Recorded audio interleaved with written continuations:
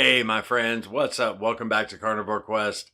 My name's Larry and today I got a very cool update for you. 2.5 months ago, I brought you the story of two men. One gentleman was 400 pounds and he was looking into the carnivore diet for the very first time. And the other was my old pal Cedric, former Crip gang member, who the last time I saw him was trying to change his life. When we released this video, we had just under 5,000 subscribers. Channel's grown since then, so I know a lot of you have not seen their stories yet. And today I have an awesome update on both gentlemen. So let's go back, take a look at their story. And if you have seen this, stick around because I have an update on both gentlemen.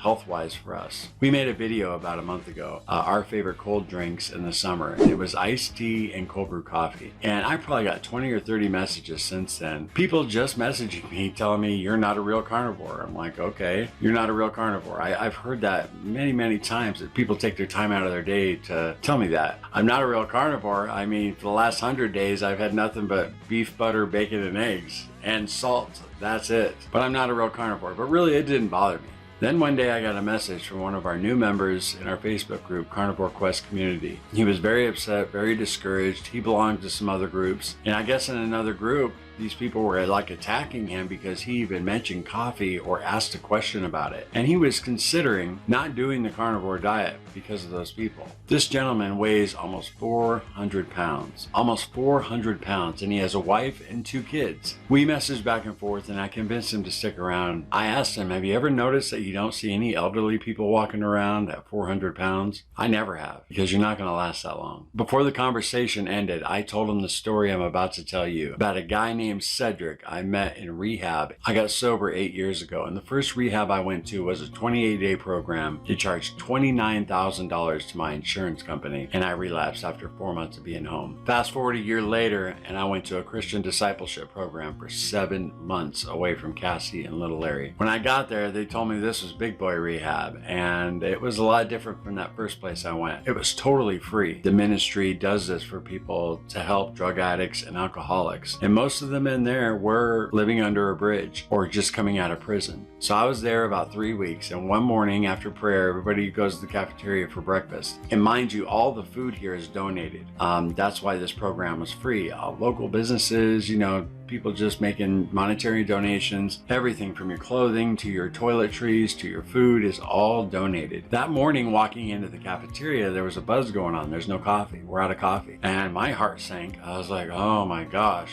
No coffee. I don't think there was one happy person in that cafeteria that morning. So I sat down. A few minutes later, Cedric sits down next to me. Now, we hadn't met yet, but Cedric is 6'4", built like a Mack truck, scars on his arms from knife fights, former Crip gang member of 20 years, did like 10 years in prison. He's a hardcore dude. And he saw there was no coffee and he just broke down crying, weeping because we didn't have any coffee. I just remember sitting there shocked. I mean, I was upset that we didn't have coffee, but I remember I just put my hand on his back and I didn't say nothing to him. I just left my hand there as he cried. Why would a man cry if there's no coffee? Well, this gentleman just got off of heroin, cocaine, and crack. I mean, he's been sober for 2 weeks, and that coffee was the world to him. You know, he looked forward to that every morning. We all did in there. That moment was so powerful for me that to this day, Cassie and I still donate coffee every Christmas to the ministry because of that day with Cedric. So I told this guy in our group who's 400 pounds the story of Cedric.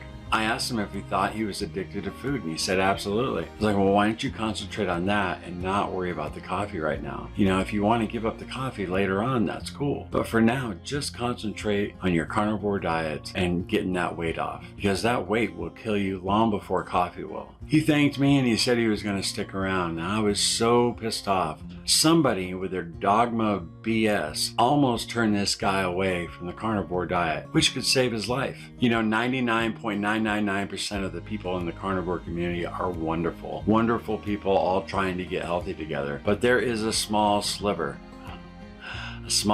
of people who are an anomaly. There's anomalies, you know, in every facet of life. I've seen a picture of a 2-headed goat before. Telling somebody new to the diet that coffee might not be best is fine, but don't tell them they can't do carnivore if they're still drinking coffee. That to me is just insane. That shows me a lack of empathy, and it tells me that probably every one of those people that sent me a message like that has never been obese and extremely overweight. I'd bet on that, because if they have ever been obese and they've ever gone through that, they wouldn't be talking like that. But like I said before, the majority of the low carb community in general is not like that. The very first time I saw Dr. Kimberly on YouTube, he had like 6 videos out. The first thing I noticed about him was his empathy. I could tell he had an empathetic heart. And guess what? He was obese at one time. Point of this video really isn't, is coffee good for you or bad for you? Because I medically don't have the answer for you. I drink it every day. I have cut out my afternoon coffee because in a deep state of ketosis, if I had afternoon coffee, I was experiencing some insomnia. So I made an adjustment. But if you have a lot of weight to lose and you're looking into the carnivore diet, don't get derailed or discouraged by people like that. They don't represent the majority of the carnivore community. They're dogmatic idiots who lack empathy. Our society in general is lacking empathy nowadays. When I was 20 years old, you didn't see videos of people just punching elderly people in the face for fun, or, you know, kicking someone in the head while they're unconscious and a bunch of people standing around laughing. That person on the ground is somebody's son or somebody's father. Society is a lot different than it was 20 years ago. So I guess that lack of empathy has seeped into the carnivore community as well. Is coffee addicting? Absolutely.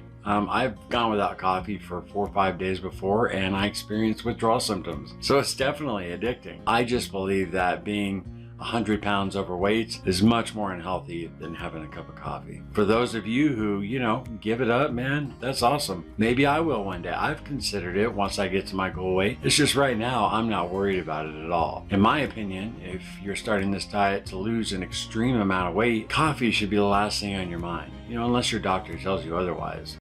So, update time. First of all, the 400-pound gentleman we'll just call Jim. He decided he was going to go with ketovore, which is basically the carnivore diet with a few vegetables splashed in once in a while. He's lost 42 pounds since that original video was posted, and he's getting his life back. He told me he hasn't felt better in 10 years. So I'm so happy about that. He says his wife's thrilled and he's really solid. He really feels like, you know, he's not going to cheat. He's not going to waver.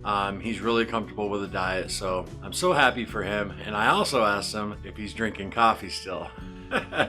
He said he's down to 1 cup a day. And he said he used to drink 3 or 4 cups a day. So he focused on his weight and then he addressed the coffee a little bit. So real proud of him and happy to give you guys that update. 400 pounds down to 358. That's awesome. Can you dig it?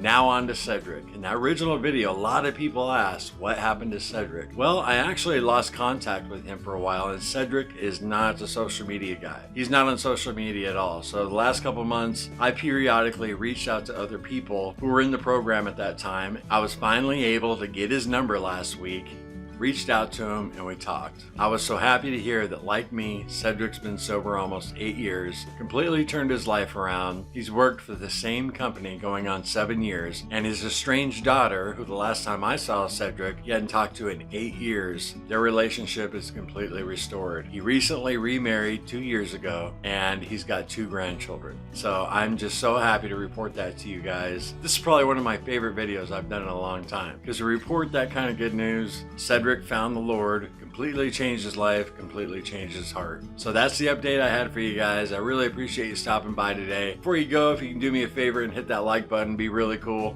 Subscribe to our channel and root us on if you're new. We'll always root for you, and we'll see you next time.